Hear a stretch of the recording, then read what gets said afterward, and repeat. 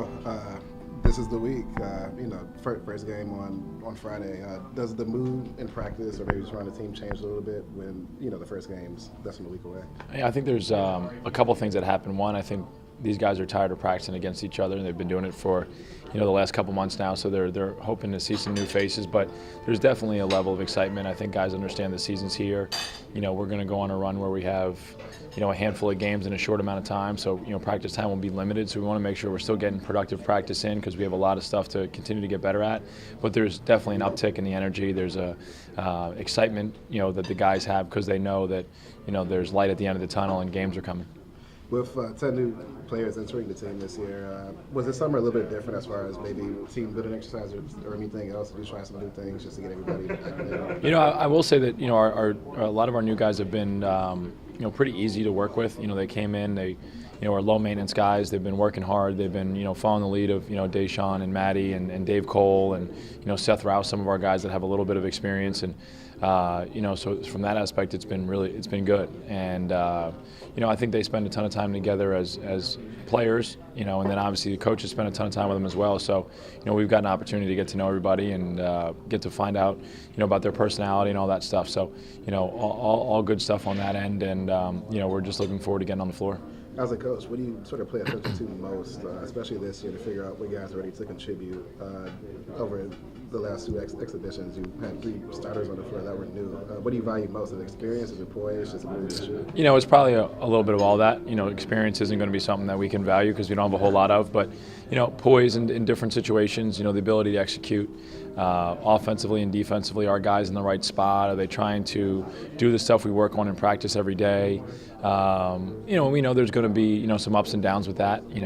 Obviously different environments. Sometimes guys resort back to maybe what their instincts are or what they knew best as a high school player or a junior college player. But try to make sure that we're strong, in our formula, offensively and defensively.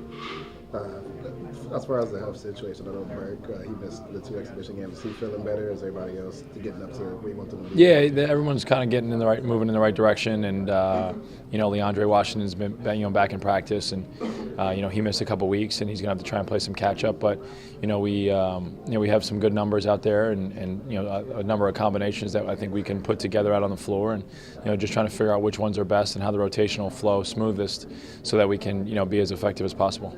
Do you have a better idea of what your rotation will look like from a size standpoint? Do you think it'll be a little bit bigger, or are you going to try and keep it tight?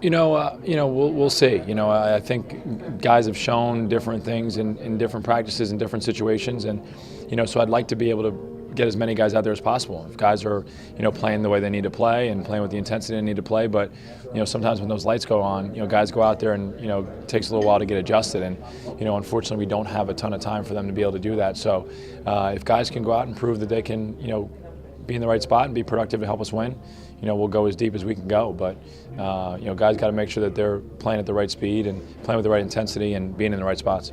Is there maybe a date in your mind that you want to have things set rotationally as far as who you want the starting five to be? No, I think there's even times, and and even some of our, some of the teams I coached that had some younger groups earlier, that stuff changes, and I think you got to keep everybody as engaged as you can, and you never know when a guy's going to be able to come off the bench and give you a little bit of a spurt. You never know when you're going to have to maybe switch things up to just keep everybody, in line with, hey, practice is important, and knowing your scouting report and all the different things that come with finding success are important. And so we're not afraid to change starting lineups. I know Jim Duzick sometimes gets a little upset at me when I change starting lineups too much because he likes guys to have like Cal Ripken like starting lineup streaks, and so when I take him out of the starting lineup it gets him a little bit flustered, but he knows what's best. He knows we're trying to do what's best for the program.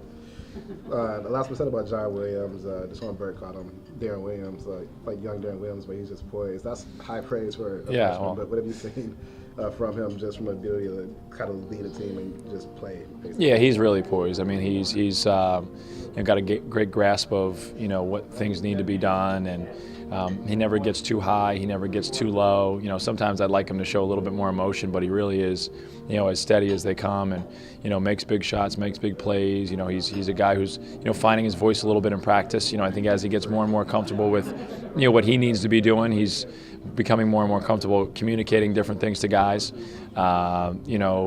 had a scrimmage yesterday, and he came right to my office right after the scrimmage and said, "I'll be here tomorrow after class. Let's watch the scrimmage." And we sat today for 35 minutes and went through and talked about time and score situation, talked about what we should be thinking about on each and every possession as we go through. And I think he absorbs all that stuff really well. So it's nice to be able to do that and have a guy that young, kind of play with the poise and the maturity that he does. What have you seen from his brother, Josh Williams? Well, obviously, for him, it's a little bit different. He won't be on the court this year. But from just the standpoint of him coming from another D1 program to here, has he kind of taken on more of a veteran role, or how has he been affected? Yeah, he has. He's a guy who, guys go to and they, ask questions about, how this is supposed to be going, and is it going right or is it going wrong, or, was practice good, was practice bad, what does it take to win?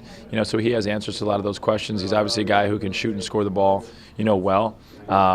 He's getting acquainted to kind of how we do things and some of the stuff that's a part of our, system. But he's another guy who's been low maintenance. He's been a hard worker. He's been a positive voice in the locker room. And I think with even some of these new guys telling him, you're going to have your good days and you're going to have your bad days. You got to just keep working and figure it out. And so I think he's helped a lot of guys along the way. And then the four rotation, you have some JUCO guys who transferred here. You have freshmen. You have David Cole, who was here last year but redshirted. Sort of, what have you seen from that group, and what do you think you're going to value most from that group production-wise early on? Obviously, a big piece of it's going to be, the ability to help, defend the paint and rebound the ball. The ability to communicate different situations, be able to handle ball screen situations. Some of those things are going to be most important early on. And then, I think, effort and offensive rebounding and scoring will be secondary. But I think we have, a couple options that we can go with, whether, we can play a little bit bigger, we can play a little bit more with almost 5 perimeter-oriented type guys. Kobe Thomas, Charles Payne are more perimeter forwards. Malik Petway can kind of go both ways. Dave Cole can kind of step out and, make a 15, 17-footer as well as finishing in around the basket. And Ronnie Gombe is, more of an interior guy, but, has some size and some strength and experience that, hopefully we'll be able to, make him, an effective part of the rotation as well. And then just from a versatility standpoint, this team seems bigger than last year's team. You have a few guys who can probably, bang in the post a little bit, rebound. Does that give you more flexibility as far as how you approach the game than you had last season? Yeah, I think we have some flexibility with the roster as long as everything goes according to plan and guys continue to develop and learn style, system, pace, all that stuff. And you might see some odd lineups out there at times, and whether it's small ball in it, whether it's trying to go big at times, whether there's multiple point guards out on the floor. It's all going to be dictated on situation and opponent. So, but it's nice to be able to think that you can do some of those things, and now we just got to figure out if we really can.